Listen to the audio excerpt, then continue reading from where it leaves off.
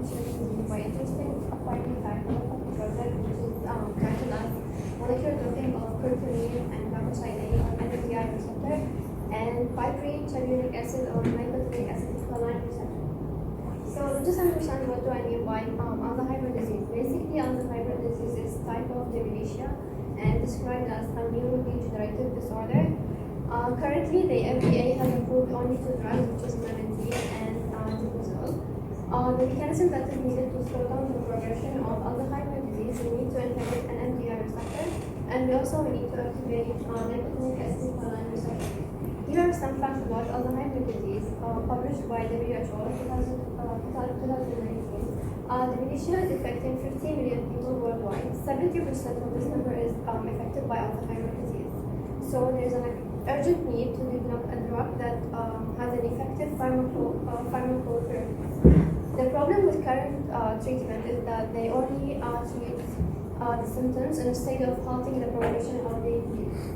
So what did I mean by molecular doping? Basically, molecular doping is an automated computer algorithm that determines how the ligand is bind to the receptor, and also calculating the binding affinity that is needed for this binding affinity. Figure 1 shows the process of molecular doping. For the objective of this project, we need to determine the ability of curcumin and glycoside A to bind to an NMDA receptor when comparing to the FDA drug, which is the control memantine. For the second part, we need to compare the binding affinity properties for telluric acid and piperine when it's bound to nicotinic acetylcholine receptor with the control diltiazem. For the literature review, basically curcumin is a medical and caloric drug. Due to the high consumption in India, they correlated with the low prevalence of Alzheimer's disease in India. Curcumin also modifies the pathology of Alzheimer's disease by decreasing or inhibiting the acetylcholine esterase enzyme activity and also decreasing the formation of beta amyloid plaques.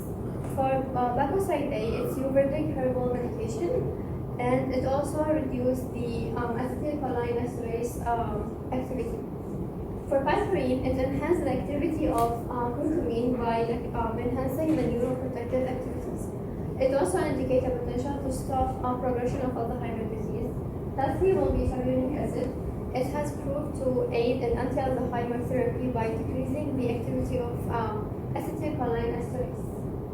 For the receptors, which is an NMDA receptor, it's actually the activation of this receptor is associated with the synaptic dysfunction.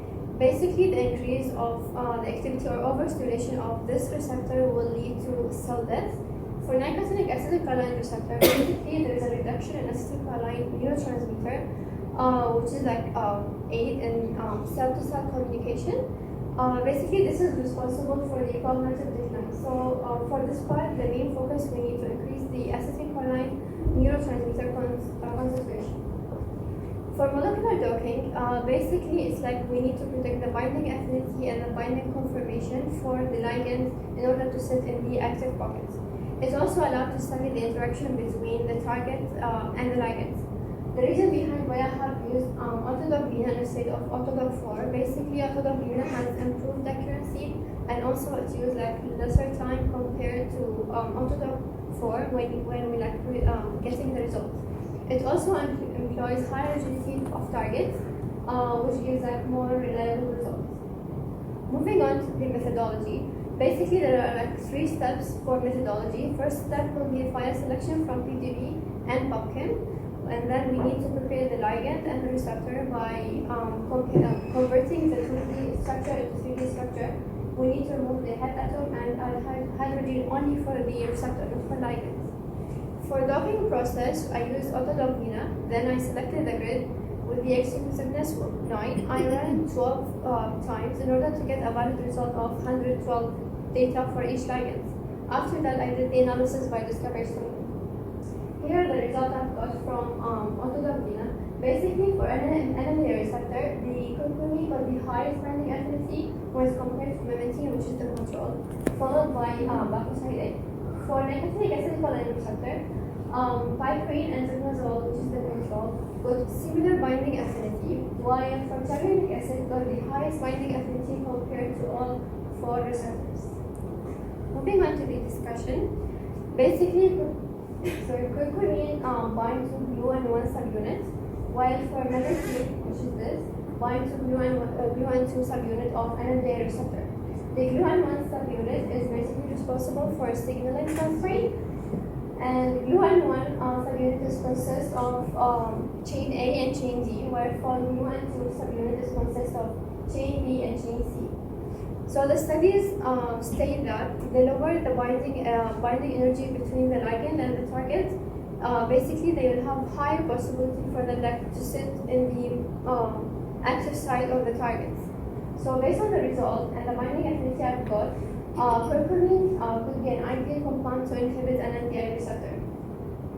For bacoside A, it's bind also to gluon1 subunit, but due to the high number of hydrogen bonds, it decreases the binding affinity of this ligand when compared to the next one. Moving on to nicotinic acetylcholine receptor, basically piperine shows similar structure and molecular size between ditmazole and piperine, and they also interact with the same chain, which is chain E. You can see the tyrosine here, and they interact with the oxygen atoms. They both have similar binding structure. So piperine could be an ideal compound for antagonizing acetylcholine esterase enzyme activity, and also could activate the nicotinic acetylcholine receptor.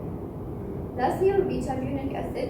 Basically, charbonic acid got the highest binding affinity among all 4 receptors, but due to its bulkiness, it's a very bulky compound.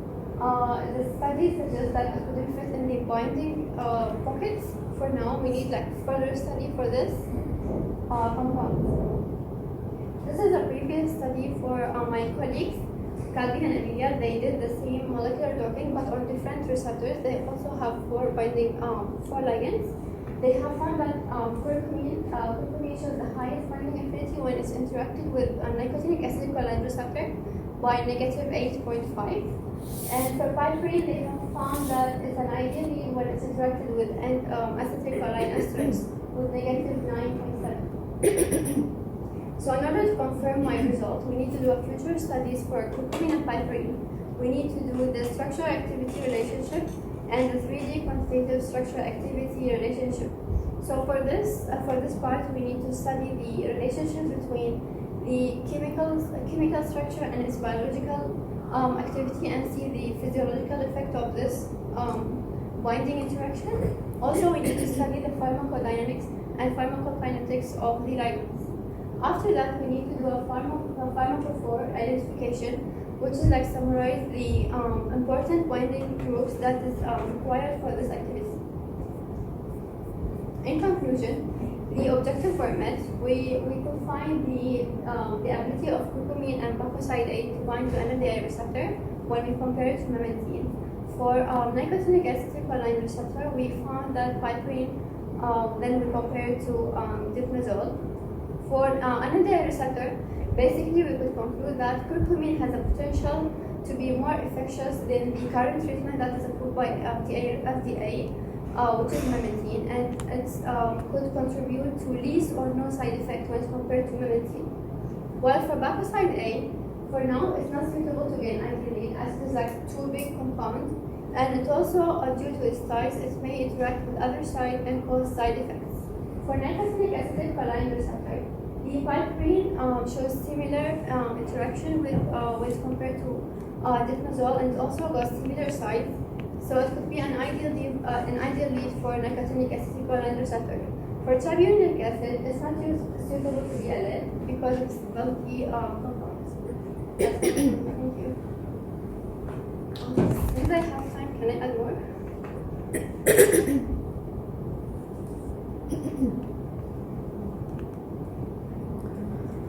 Okay. Regarding the FDA approved drugs, basically memantine works on NMDA receptor by inhibiting or antagonizing the NMDA receptor.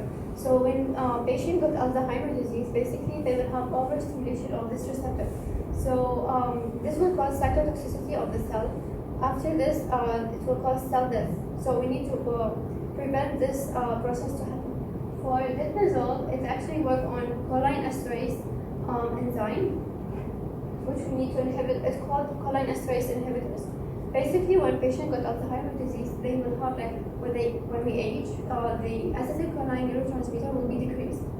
This enzyme, the acetylcholinesterase, will be like chop down the acetylcholinesterase and like preventing it to bind to nicotinic acetylcholine receptor, and which like prevent the communication from cell to cell, neural cell. So that's why we need to activate more receptor.